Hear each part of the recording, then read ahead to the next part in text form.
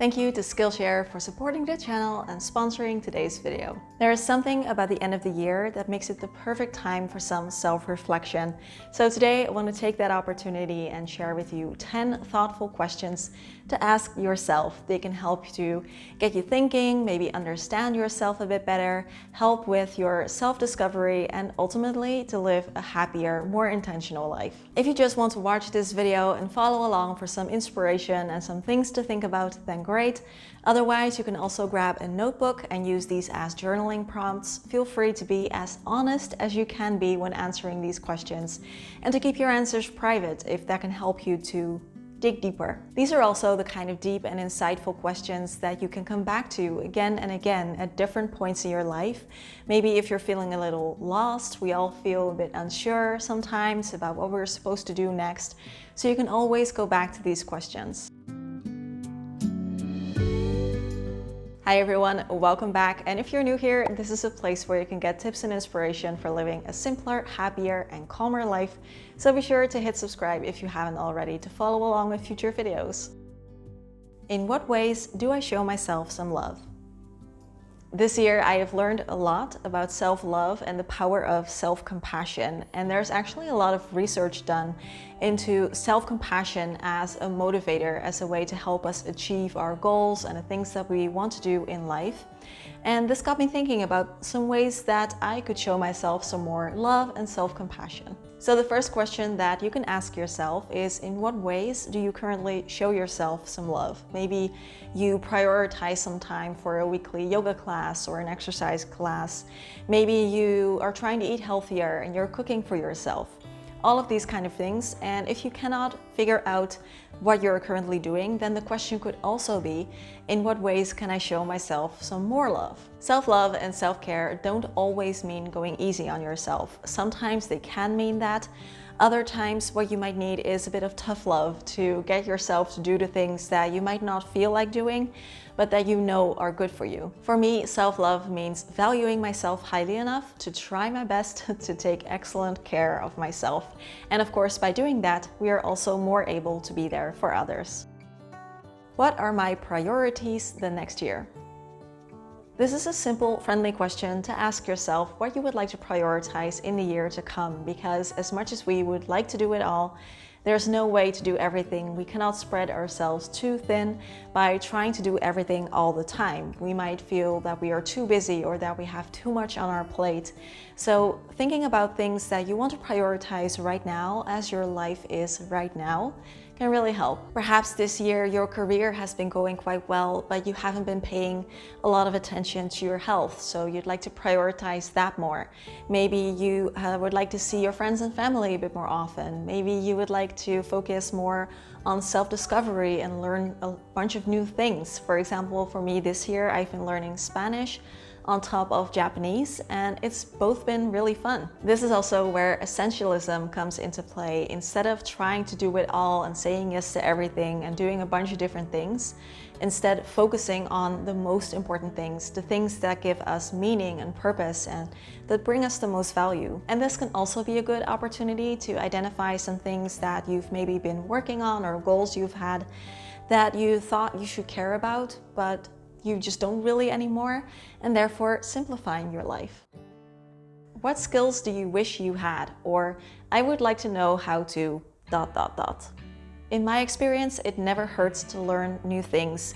And even if you feel like this is something that isn't necessarily useful right now in your life, it could just be something fun, and who knows which directions your life will go in next. If I look back on my life, and especially my work and my career, it has gone all over the place. I've been a dietitian, I've been a customer service manager, I've been a project manager, I've worked in restaurants and shops, and now I'm a video creator, and I'm learning about digital illustration. And in all of these jobs that I've had, I've learned skills that are still useful to me to this day, even if my job has completely changed.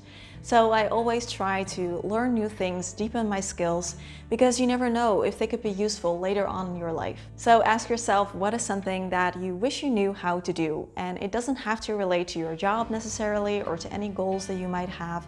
It could be something really practical, like learning how to budget or invest or coding, Or it could be something fun, like baking your own bread, or learning to play an instrument, or learning to make jewelry. And this is also where I recommend checking out today's sponsor, which is Skillshare. I have used their classes to learn so many things over the last couple of years.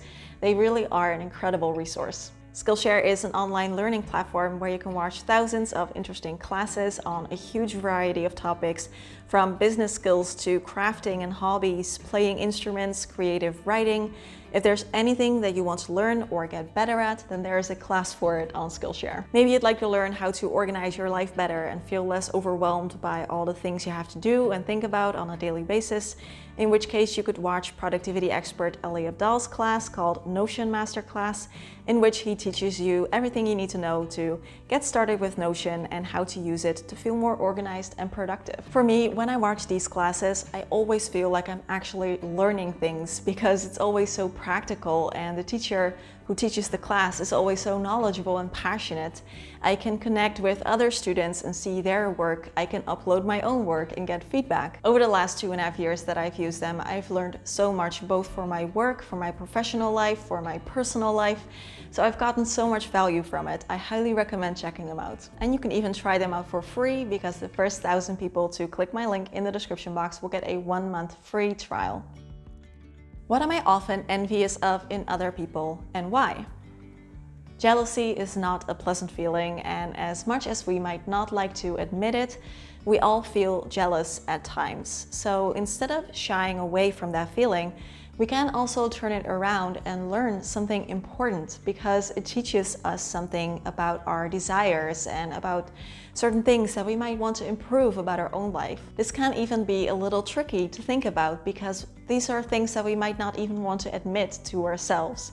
But especially if it is the kind of envy that you find comes back again and again, then it is a good opportunity to flip it around and use it for something positive. So what is something that you often find yourself envious about? And it doesn't even have to be literal, like maybe your circumstances prevent you from getting that thing specifically right now.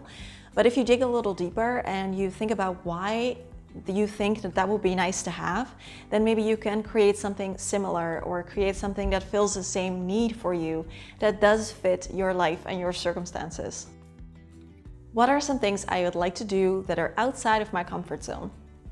This is oftentimes where the biggest growth can happen, when you have the courage to step outside of your comfort zone, and also often the most unexpected things. For example, for me, starting my YouTube channel around 5 years ago was definitely outside of my comfort zone. I've never done anything online before, I've never made a video before, and it was definitely scary, but it was also one of the coolest things I've ever done, and it completely turned my life around. Especially if you're also a highly sensitive person like me, it is great to know where your comfort zone is, so you can stay there if you want to feel safe and grounded and centered and recharge your battery.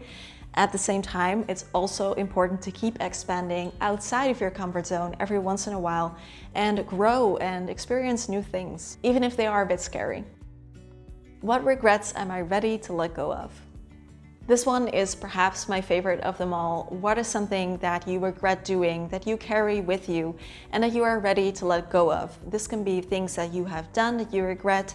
This can be things you haven't done that you regret not doing, or this can even be grudges that you're holding against other people. Guilt and regret are very powerful emotions. They can cast a shadow over your life. They can hold you back in life. So forgiving yourself or forgiving someone else really can sometimes be the best thing that you can do for yourself. One quote that I really like is, "Surrender to what is, let go of what was, have faith in what will be." How can I show myself unconditional love when I talk to myself? Positive self-talk can boost your self-esteem, it can decrease stress and anxiety, and just improve your overall well-being. So if you catch yourself being nasty to yourself, then try and see if you can be a bit nicer. This all starts with awareness. So if you drop something, if you make a mistake, or if you're late for something, anything, it starts with being aware of that inner voice, because if we're not aware of the way that we're talking to ourselves, it can be really hard to change it. And then just try and rephrase how you talk to yourself. Positive self-talk is not about tricking yourself into believing that you are perfect or that everything is always wonderful. It's a way to be realistic and accept that you are not perfect and that you don't have to be. It's about knowing that by being kind and encouraging and positive to yourself, you will achieve so much more, because negative self-talk is an awful motivator. It does not work in the end. So how can you show yourself unconditional love in the way that you talk to yourself? How often do I complain? Dutch people have a reputation for complaining a lot, and I think it's probably true. I often hear people complaining in the conversations that I hear around me, and of course we all complain from time to time. That's fine. There's no need to always be positive and never complain. But negatively obsessing over things over and over again won't get us anywhere, and it can actually hold us back from trying to do something about it or change the thing that is making us unhappy. I've also read that complaining a lot can be bad for our health and increase our stress levels, which makes sense when you think about it. So ask yourself the question, how often do I complain about things, and how is that behavior helping me? And you could also turn it around and ask yourself, am I celebrating the things that I do have enough? I think the opposite of complaining is gratitude and celebrating the many wonderful things in life. So if you do catch yourself complaining a lot, then try and see if you can turn it around. How well do I communicate my needs? To yourself, to others, your partner, relationships, friends, maybe at work. In any kind of relationship, whether it's with yourself or with other people, it is important to be able to communicate your needs clearly and to set expectations about what you do and do not want. For me, this has always been a tricky one. I really don't like confrontations and difficult discussions. But in the end, I often find that these discussions are much simpler and easier than I expected them to be. If there's something that you need in your relationships, in your home, in your job, then do you actually tell people that, or do you expect them to just know? Because a lot of the times they probably don't know, and that can lead to unnecessary hardships. So if you answer this question with not enough, then perhaps you could think about ways that you could do that more. Do I need a break? This can be in small ways, like do you take enough breaks during your days and during your weeks? But it could also just be about life in general. Sometimes we might get so stuck in our routines and the way that we've always done things that we might feel a little unsure as to why we're even doing the things that we are doing. And sometimes I've learned that it can be so helpful in getting some extra clarity to just take a break a little bit, and to also allow yourself to not think about any difficult or heavy things for a while, and to just kind of let things settle. The funny thing is, when I feel like this and I try to force myself to come up with answers, nothing comes. But as soon as I leave it alone and just take a break, the answers often come by themselves after a little time has passed. And earlier this year in September, I even took a whole month off. It was the first time I've done that ever since starting the channel, and it helped me out so much more than I ever could have anticipated. And of course, we can't all just take a month off, but the kind of break that you could take is saying to yourself that until this or that month, I'm going to allow myself to only do the necessary things, and with the rest of my time, I'm going to focus on giving myself a chance to catch a breath, to just be, to enjoy my time, and to take a little break. If we work too much, if we put too much on our plate for too long in a row, we deplete ourselves, we deplete our battery. And as someone who has gone through burnout, it took me 2 years to recover from that. So I know what it's like. Sometimes we just need to fill our cup, replenish our batteries a little before thinking about anything else. If you're feeling stuck, unmotivated, lost, unhappy, unsure, ask yourself if what you need isn't just a little break, and try and see if you can make that happen for yourself in one way or another. I would love to know from you which of these 10 questions you like the most, and also if you have any insightful questions of your own to share with me and everyone else as inspiration, please leave those down below in the comment section. Also, don't forget to check out Skillshare and get your 1 month free trial. Link everything you need to know in the description box.